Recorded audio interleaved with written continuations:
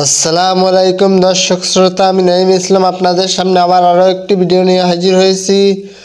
সবাইকে আমার চ্যানেলে স্বাগতম। আজকের ভিডিওটি হচ্ছে এই যে আমরা গত প্রায় 4 মাস হয়ে গেছে যে শেখ হাসিনার পতন হয়েছে। এখন বর্তমানে অন্তর্বর্তী সরকারের প্রধান ডক্টর ইউনূসের নেতৃত্বে বাংলাদেশ চলতেছে। তো এখন তিনি যেহেতু চালাইতেছে অন্তর্বর্তী সরকার হিসাবে, সামনে হয়তো নির্বাচন হবে। নির্বাচনের মাধ্যমে একটি সুষ্ঠু নিরপেক্ষ নির্বাচনের মাধ্যমে একটি গণতান্ত্রিক সরকার, নির্বাচিত সরকার আসবে।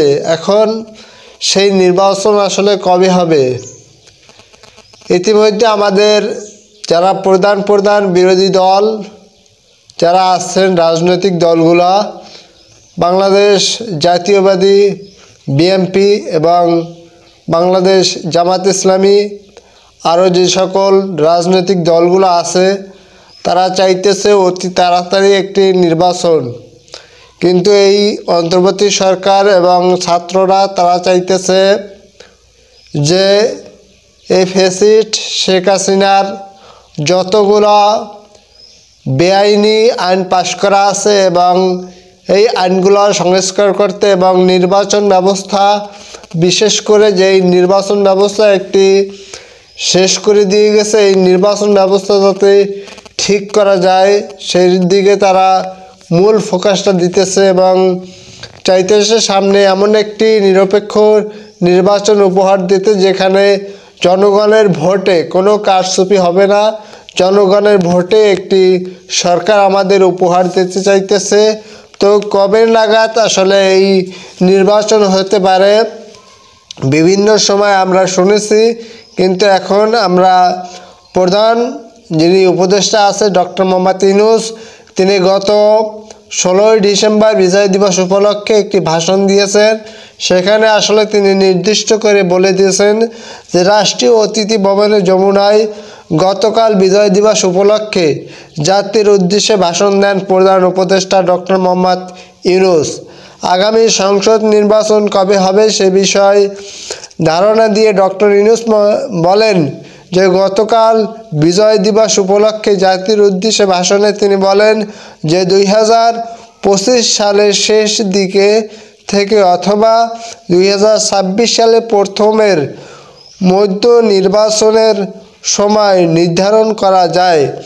নির্বাচনের রোডম্যাপ নিয়ে গত কয়েক মাস ধরে বিএনপি সহ রাজনৈতিক দলগুলো দাবি পরিপ্রেক্ষিতে বিজয় দিবস সকালে জাতির উদ্দেশ্যে ভাষণ দিতে এসব প্রথমবারের মতো নির্বাচন সময় সূচি নিয়ে কথা বলেন ডক্টর মোহাম্মদ ইউনূস।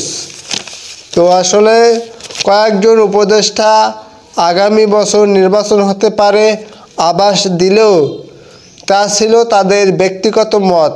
জাতির উদ্দেশ্যে ডক্টর মোহাম্মদ ইউনূস বলেন যে আমি সকল প্রধান সংস্কারগুলো সম্পূর্ণ করে নির্বাচন আয়োজন করার ব্যাপারে বারবার আপনাদের কাছে আবেদন জানিয়ে আসছি।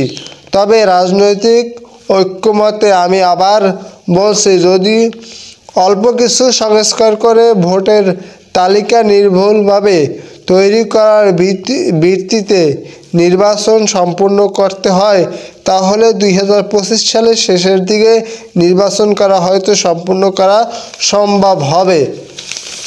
আর যদি এর সঙ্গে নির্বাচন প্রক্রিয়া এবং নির্বাচন সংস্কার কমিশনের সুপারিশের পরিপ্রেক্ষিতে এবং জাতীয় ঐক্যমত্যের ভিত্তিতে প্রত্যাশিত মাত্রায় সংস্কার যোগ করি তাহলে অন্তত আরও 6 মাস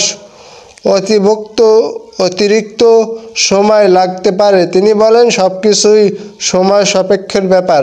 ডক্টর মোহাম্মদ ইউনূস বলেন যে আমাদের সংস্কার যে আকাঙ্ক্ষা সেটি বাস্তবায়নের প্রতিটি কমিশনই আমাদের জন্য গুরুত্বপূর্ণ। তবে নির্বাচন ব্যবস্থা সংস্কার ও সংবিধান সংস্কার কমিশনের কথা আমি একটি আলাদাভাবে বলতে চাই, কেননা এই দুটি কমিশনের সুপারিশের উপর প্রধানত নির্বাচন করে